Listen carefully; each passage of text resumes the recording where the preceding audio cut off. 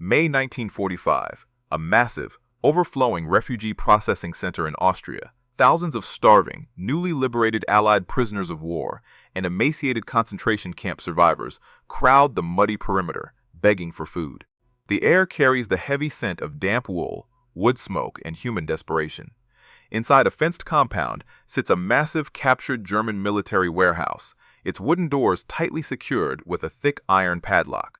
Behind those wooden planks sit tons of premium cured meats, wheels of hard cheese, and sacks of white flour, completely untouched. An American logistics officer stands directly in front of the entrance with a metal clipboard. Blocking a young sergeant who is carrying a fainting 4-year-old girl, the officer points at a printed document and refuses to let anyone touch the enemy stores. But General George Patton is already on his way to rewrite the rules of bureaucratic compliance. This is the story of how an arrogant bureaucrat tried to hoard thousands of tons of captured enemy provisions while innocent survivors starved, and the legendary general who used his own weapon to break the deadlock. Before we continue, make sure you subscribe to the channel. We tell the World War II stories that show humanity in the darkest places. Sergeant Daniel Russo was 22 years old. Born and raised in a crowded, cash-strapped Italian neighborhood in Newark, New Jersey, he served in the 3rd Army Logistics Corps, a unit tasked with moving the endless fuel and ammunition required to keep the American armor rolling toward Berlin. Russo had enlisted the day after Pearl Harbor, leaving behind a family that scraped by on factory wages. He had seen the worst of the European theater, from the frozen, bloody foxholes of the Ardennes to the liberated slave labor camps where human beings had been reduced to living skeletons. His younger brother had been killed in action just 3 months earlier near the Rhine, a loss that left Russo with a deep, silent ache and a fierce determination to protect the helpless. Now, standing in the muddy courtyard of the Austrian processing center, he held a limp, unconscious 4-year-old Polish girl whose breathing was dangerously shallow, his knuckles white around a pair of heavy steel bolt cutters.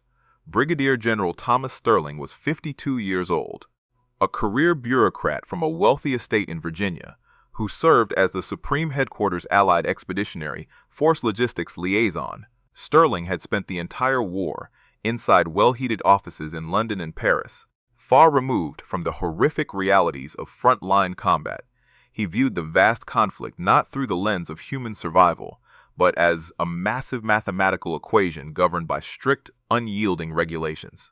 His custom-tailored wool uniform was immaculately pressed, his leather riding boots shone with a mirror-like polish, and his silver star gleamed under the gray Austrian sky. Sterling firmly believed that maintaining absolute bureaucratic order was the only way to prevent total theater-wide chaos, often stating that a broken regulation was a step toward military defeat. He stood directly in front of the padlocked German warehouse doors with a metal clipboard, blocking the desperate sergeant and citing Military Code 404B to protect the hoarded rations. By May 1945, the European continent was a vast landscape of broken masonry and displaced humanity. As the German war machine collapsed into total ruin, millions of people who had been trapped behind enemy lines suddenly found themselves cast adrift in the wreckage. Among them were liberated Allied prisoners of war, forced laborers torn from their homes years earlier, and survivors of the concentration camps who had managed to outlast their captors. This massive, sudden influx of starving people completely overwhelmed the advancing Allied armies. The logistical systems designed to move fuel and ammunition forward were not equipped to instantly provide medical care and nutrition to millions of destitute civilians. In the chaotic transition between open warfare and military occupation, regional supply chains broke down completely.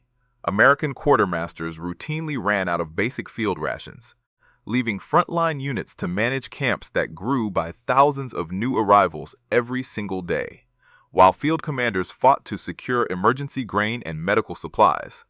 Rigid staff officers at higher headquarters prioritized administrative order over immediate human survival.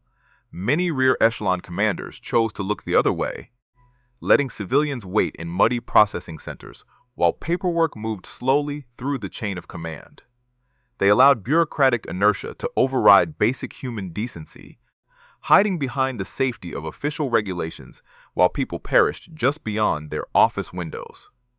But the Third Army operated under a different philosophy, one driven by a commander who detested administrative delays when lives were on the line.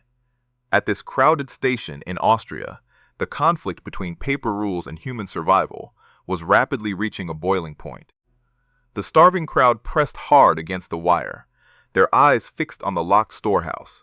Sergeant Russo carried the unconscious Polish girl closer to the locked warehouse doors, his boots sinking into the wet Austrian mud.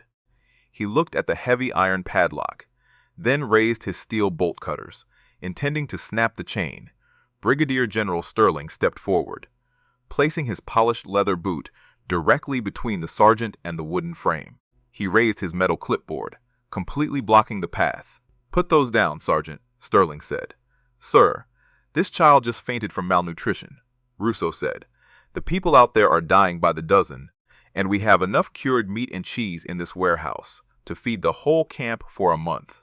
"This storehouse contains captured enemy military rations," Sterling said. "They are strictly classified as enemy property under Supreme Headquarters authority. Our quartermasters are completely out of standard American rations, and these people cannot wait," Russo said. "I can break this lock in 5 seconds, sir." "You will do no such thing, Sergeant," Sterling said. Regulation 404B explicitly states that captured military stores cannot be released to displace civilian populations without a full 3-week paperwork clearance. 3 weeks will mean thousands of dead bodies, sir, Russo said. "That is an administrative matter for the regional processing coordinators, not a logistics sergeant," Sterling said. "We do not violate Supreme Headquarters directives just because a situation is uncomfortable. Look at her face, General. She is freezing and starving right now," Russo said. "Regulations are implemented to maintain operational control across the entire theater," Sterling said. "If we give in to sentimentality and let every low-ranking non-commissioned officer break locks, we invite total chaos. These refugees will simply have to wait until the proper American supply lines arrive through the authorized channels. With all due respect, sir, you are letting people starve over a piece of paper," Russo said. "Watch your tone, Sergeant," Sterling said. "If you touch that padlock with those bolt cutters, I will personally see to it that you are arrested on the spot and face a general court-martial for looting and insubordination." Russo adjusted his grip on the heavy tool, his eyes shifting from the general's immaculate uniform to the pale, silent child cradled against his chest. He knew he could not win a physical confrontation with a general officer, and he knew the threat of prison was entirely real. Realizing that the rigid bureaucrat would never yield to common sense or basic mercy, Russo stepped back and signaled a waiting lieutenant. The report regarding the warehouse standoff reached Patton within the hour. Patton's jeep pulled up to the warehouse gate within the hour. The general stepped out of the vehicle unannounced, his presence instantly chilling the tense air in the courtyard. 4 polished silver stars caught the dim winter light on his helmet, and his signature ivory-handled revolvers rested securely on his belt. He walked with a slow, deliberate pace, his gaze scanning the desperate crowd before locking onto the immaculate logistics liaison. Every soldier in the vicinity instantly froze, snap saluting the commander as he approached the locked doors. Patton did not raise his voice, but the crisp click of his boots against the hard dirt commanded absolute silence. Patton studied him. Brigadier General Sterling stood at rigid attention, though his hand trembled slightly against the edge of his metal clipboard. "General Sterling, what is the nature of the obstruction at these facility doors?" Patton asked. "Sir, this warehouse is filled with captured German military property," Sterling said. "And why are these provisions currently secured behind an iron padlock?" Patton asked. "Supreme Headquarters regulations strictly prohibit the unauthorized distribution of enemy rations without a 3-week processing clearance," Sterling said. "Are there alternative food supplies immediately available for the people in this camp?" Patton asked. "No, sir, but we must wait for the standard American supply lines to arrive through proper administrative channels," Sterling said. Patton's voice was quiet, but it carried across the entire muddy courtyard. You stand here under the protection of my frontline tanks, holding a piece of paper issued by an office 300 miles away. You look at thousands of human beings who have survived years of systematic starvation, and you conclude that a filing delay is more sacred than their lives. My men did not bleed across the fields of Europe to let liberated people die in the mud over a technicality. A regulation designed to manage inventory was never intended to become an instrument of execution. Sergeant Russo has spent years watching his comrades fall to secure this territory while you sat in a comfortable office in Paris. He understands that our primary operational objective is the preservation of human life, not the preservation of administrative neatness. You have a choice, General. You will either put down that clipboard, step away from those doors, and assist in feeding these people, or you will face the immediate consequences of actively sabotaging the relief operations of the Third Army. Decide now. Sterling stared at the commander, his face flushing crimson as his mouth opened and closed without producing a sound.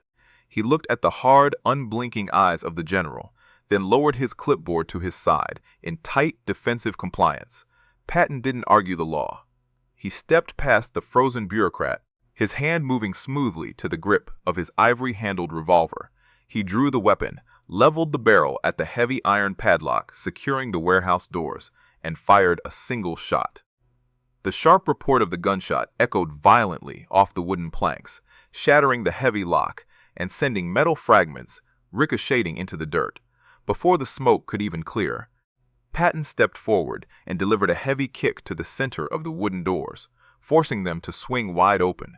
The vast interior of the storehouse stood exposed, revealing crates of premium cured meats, wheels of hard cheese, and stacks of flour. Patton turned his gaze back to the horrified logistics liaison, whose face had gone completely pale. My men didn't bleed across Europe to let people starve over a piece of paper, Patton barked.